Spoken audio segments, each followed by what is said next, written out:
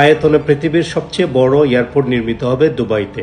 এই সংবাদটি ইতিমধ্যে আমরা অনেকেই জানি। এরপরেও আমি কিছু ইনফরমেশন আপনাদের সাথে শেয়ার করতে চাই। সেটা হচ্ছে দুবাইয়ের যে এয়ারপোর্টটি নির্মিত হবে সেটা বর্তমান ডিএক্সবি এয়ারপোর্ট, যে দুবাই এয়ারপোর্ট বর্তমানে আছে, এটার চেয়ে পরিধিতে 5 গুণ বেশি বড় হবে। আর এই নতুন এয়ারপোর্টটি নির্মাণের জন্য ব্যয় ধরা হয়েছে 128 বিলিয়ন দিরহাম, যেটাকে আমরা ইউএস ডলারে কনভার্ট করলে পেতে পারি 34.8 বিলিয়ন ইউএস ডলারের সমপরিমাণ বা অর্থ বরাদ্দ করা হয়েছে এই নতুন এয়ারপোর্টটি নির্মাণ করার জন্য। আর এই নতুন এয়ারপোর্টে থাকবে 5টি runway, at the same time 5টি বিমান সেখানে ল্যান্ড করতে পারবে।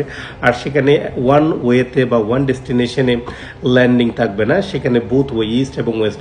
যে বিমানগুলো পূর্ব দিক থেকে আসবে তারা পূর্ব দিক থেকে ল্যান্ড করতে পারবে, যেগুলো পশ্চিম দিক থেকে আসবে তারা পশ্চিম দিক থেকে ল্যান্ড করতে পারবে। তাদেরকে আর এক্সট্রা করে ঘুরতে হবে না, যেহেতু সেখানে 5টি রানওয়ে থাকবে এবং 400 এয়ারক্রাফট গেট থাকবে। তার মানে 400 বিমান অ্যাট দ্য সেম টাইম তারা বা এয়ারক্রাফট তারা সেখানে হ্যান্ডেল করতে পারবে, যাত্রী হ্যান্ডেল করতে পারবে। 400 বিমান বা এয়ারক্রাফটের যাত্রীকে তারা at the same time handle করতে পারবে। এরপরে যেটা এই টোটাল এরিয়ার পরিধিটা হচ্ছে 70 স্কোয়ার কিলোমিটার, 70 কিলোমিটার এটার পরিধি, এয়ারপোর্টের পরিধি। তার মানে চিন্তা করতে পারতেছেন, যদি আপনি একবার এয়ারপোর্টের চক্কর লাগাতে চান তাহলে আপনার কতক্ষণ সময় লাগতে পারে।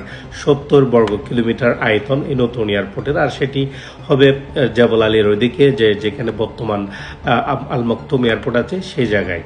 এবং আর দুবাইয়ের শেখ যিনি আছেন সম্মানিত, উনি বলেছেন দুবাই আগামী 40 বছরের জন্য এভিয়েশন সেক্টরটাকে লিড করবে। তারা এই নতুন এয়ারপোর্ট নির্মাণের মধ্য দিয়ে আগামী 40 বছর পর্যন্ত ওয়ার্ল্ডের র্যাঙ্কিং 1 পজিশনটা তারা ধরে রাখতে চায়। এবং এই নতুন দুবাই এয়ারপোর্টে এমন সব টেকনোলজি ইউজ করা হবে যেটা এই পর্যন্ত এভিয়েশন সেক্টরে কখনো ইউজ করা হয়নি। এবং বিশেষ করে এয়ারপোর্টের ভিতরের যাত্রীগুলোকে ট্রান্সপোর্ট করার জন্য, তাদের চলাচলের জন্য এমন অত্যাধুনিক ইন্টিগ্রেটেড ট্রান্সপোর্ট সিস্টেম তারা সেখানে নিয়ে আসবে। ইভেন কি এয়ারপোর্ট থেকে বের হওয়ার পরে মানুষ তাদের ডেস্টিনেশনে বা তাদের লোকেশনে যাতায়াতের জন্য সেখানে অনেক ধরনের ট্রান্সপোর্টেশনকে ইন্ট্রোডিউস করা হবে এবং মানুষের জন্য সুযোগ সুবিধার জন্য অনেক কিছুর ব্যবহার করা হবে। সো এটা হচ্ছে জেনারেল ইনফরমেশন।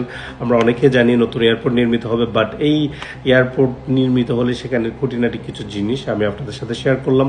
হয়তো এটা আমাদের সাধারণ নলেজের জন্য বা সাধারণ জ্ঞানের জন্য কাজে আসবে।